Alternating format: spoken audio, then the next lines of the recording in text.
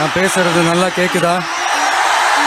கரூர்ல நடந்த சம்பவம் தமிழக அரசியலிலே ஒரு பெரிய மாற்றத்தை ஏற்படுத்துமா? என்ன வேணாலும் பண்ணுங்க, அவங்க மேல கை வைக்காதீங்க. கரூர்ல தனக்காக இறந்த மக்களுக்காக 2 நாள் கழித்து வருத்தப்பட்ட டிவிகே தலைவர் தளபதி விஜய். இதெல்லாம் நீங்க பெருசா ரிசர்ச் பண்ணணும்னு அவசியமே இல்ல. யூடியூப் ஓபன் பண்ணி பாருங்க, தெரிச்சிருவீங்க, மிரண்டுருவீங்க. தளபதி விஜயும் கரூர் சம்பவம் பத்தி தான் இந்த வீடியோல நிறைய பேச போறோம். ஃபுல்லா இந்த வீடியோ பாருங்க. மறக்காம சக்தி எஃப்எம் யூடியூப் சேனலை சப்ஸ்கிரைப் பண்ணுங்க. தளபதி விஜய் அவரோட பேரணி இடம்பெற்றுக்கிட்டு இருக்கு. நிறைய ரசிகர்கள் அப்படின்னு சொல்றதை விட நிறைய தொண்டர்கள் நம்ம தளபதி விஜயை பார்க்கறதுக்காக வந்துக்கிட்டே இருக்கிறாங்க. பல மக்கள், அதிகமான கூட்டம் சேருது அப்படின்னு பல பேர் பல விமர்சனங்களை ஒரு பக்கம் முன்வைக்கிறாங்க. பல பேர் கொண்டாடுறாங்க, சில பேர் பொறாமப்படுறாங்க. இப்படின்னு பல பேர் பலவிதமாக சமூக வலைத்தளங்களில் பேசிக்கிட்டு இருக்கிறாங்க. அந்த பேரணியில் ஒவ்வொரு தடவையும் ஏதோ ஒரு பிரச்சனை இருந்துக்கிட்டே தான் இருக்குது, நம்ம பார்த்துக்கிட்டே தான் இருக்கும். அது எதிர்க்கட்சியினுடைய சதி அப்படின்னு நம்ம சொல்லிட்டு போயிடலாம். ஆனால் கரூரில் நடந்த சம்பவம் நிறைய பேரை யோசிக்க வச்சது. அதாவது ஒரு குறிப்பிட்ட அளவு தான் அந்த பேரணிக்கு, அந்த கூட்டத்துக்கு ஆட்கள் வரலாம்.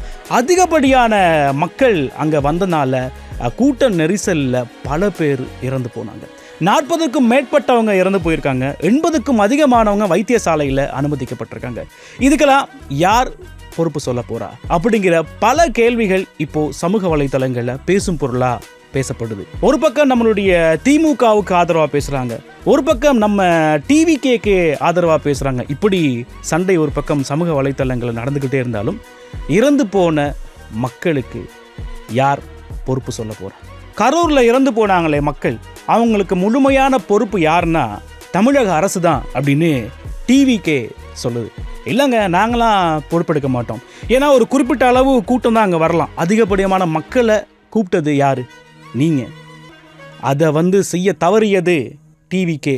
அதாவது அந்த கூட்டத்திற்கான வழிமுறைகளை டிவிகே பின்பற்றவே இல்லை. எங்களால் என்ன முடியுமோ அதை நாங்கள் முழுமையாக எங்களுடைய பங்களிப்பை நாங்கள் வழங்கியிருந்தோம். ஆனால் டிவிகே அதை பின்பற்றவே இல்லை அப்படின்னு தமிழக அரசு சொல்கிறாங்க.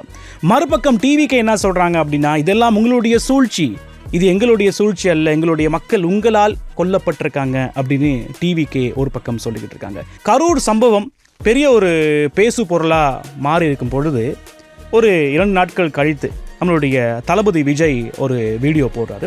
அந்த வீடியோவில் என்ன சொல்கிறார் அப்படின்னா, இறந்து போன மக்களுக்கு தன்னோட வருத்தத்தையும் தன்னுடைய கவலையுமே அவர் சொல்கிறாரு.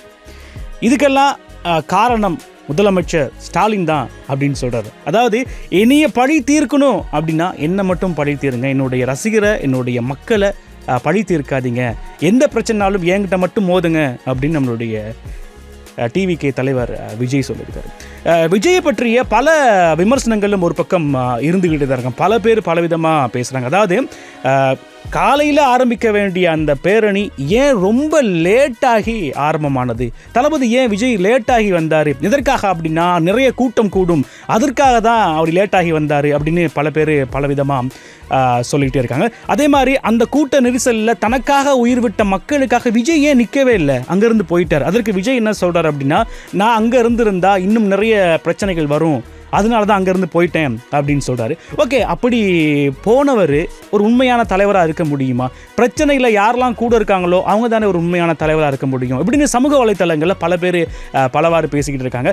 ஆனால் நீங்கள் கரூர் சம்பவம் நடந்த உடனே நம்ம விஜய் ஏதாவது பேசியிருக்கலாம், ஏதாவது ஆக்ஷன் எடுத்துருக்கலாமா அப்படின்னு சொல்லி பார்த்தா ஒன்றுமே கிடையாது. 2 நாட்கள் கழித்து இந்த வீடியோவை அவர் வெளியிட்டிருக்காரு. ஆனால் எல்லாருக்குமே இருக்கிற ஒரு வருத்தம் தான், நீங்கள் சண்டை போட்டுக்குங்க, நீங்கள் முதலமைச்சராக வாங்க, என்ன வேணா பண்ணுங்க, அவங்க இவங்களை பழி வாங்கட்டும், இவங்களை பழி வாங்கட்டும், அதை பற்றி எந்த பிரச்சனையும் கிடையாது. ஆனால் அப்பாவி மக்கள், நீங்கள் கேட்கலாம், நீங்கள் திமுக கட்சியா இல்லை நம்மளுடைய தளபதியுடைய ரசிகனா அப்படின்லாம் நீங்கள் கேட்கலாம். நான் அதற்காக இந்த வீடியோ நான் பேசணும்னு நினைக்கவே இல்லை. நான் பேச ஆரம்பித்தது அந்த அப்பாவி மக்களுக்காக. நம்ம வீட்டில் நம்ம எப்போவுமே ஒரு முக்கியமான ஆள் தான் இல்லை, நம்மளுடைய அம்மா, அப்பா, அண்ணா, தம்பி, அக்கா, தங்கச்சி, இவங்க எல்லாருமே ரொம்ப முக்கியமானவங்க. அவங்க ஒரு கூட்டத்துக்கு போய் ஒரு நடிகனை பார்க்க போயிட்டு உயிர் இழக்கிறது அப்படிங்கிறது நம்ம எப்படிங்க அதை நம்மளால் தாங்கிக்க முடியும்? ஏன்னா நம்மளை நம்பி ஒரு பெரிய குடும்பமே இருக்குது, நம்மளுடைய வாழ்க்கையே இருக்குது, நமக்குன்னு ஒரு எதிர்காலம் இருக்குது. அதெல்லாம் அப்படியே முடிஞ்சு போச்சு இல்லை?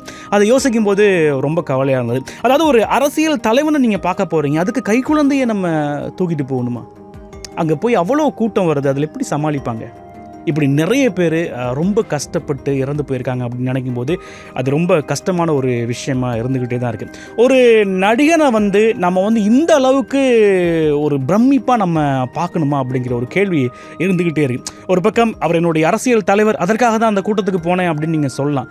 ஆனால் சின்னவங்க, சின்ன குழந்தைகளை கூட்டிகிட்டு வந்தவங்க, நிறைய பெண்கள், இப்படி நிறைய பேர் பாதிக்கப்பட்டிருக்காங்களே, அதுக்கு யார் பொறுப்பு சொல்ல போகிறா?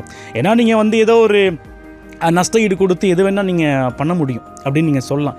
ஆனால் நஷ்ட ஈடு ஒருவருடைய இழப்பை வந்து பூர்த்தி செய்யுமா அப்படின்னு சொல்லி கேட்டால் இல்லவே இல்லை.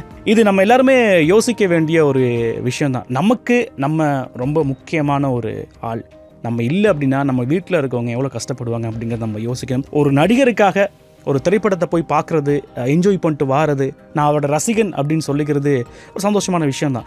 ஆனால் அவருக்காக உயிரே கொடுப்பேன் அப்படிங்கிறது நம்மளால் ஏற்றுக்கொள்ளவே முடியாதுல்ல. ஏன்னா அதனால அவர் நமக்கு என்ன செய்ய போகிறார் அப்படிங்கிற ஒரு கேள்வி இருந்துகிட்டே இருக்குல்ல. நம்ம அவருக்காக உயிரை கொடுக்க போகிறோம், அவர் நமக்காக என்ன செய்ய போகிறார் அப்படிங்கிற ஒரு பல விமர்சனங்களும் இப்போது சமூக வலைத்தளங்கள் இருக்க தான் இருந்துக்கிட்டே இருக்கு. இந்த அரசியல் பிரச்சனைகள் ஒரு பக்கம் இருந்தாலும் இந்த அப்பாவி மக்களை பற்றி நிறைய பேர் பேசவேலே அப்படிங்கிற ஒரு கவலையும் இருந்துக்கிட்டே இருக்குது. இந்த விஷயம் உங்களுக்கும் நிறைய ஒரு பாதிப்பை ஏற்படுத்தியிருக்கும்ல. இதை பற்றிய உங்களுடைய கருத்து என்ன அப்படிங்கிறத சொல்லுங்கள்.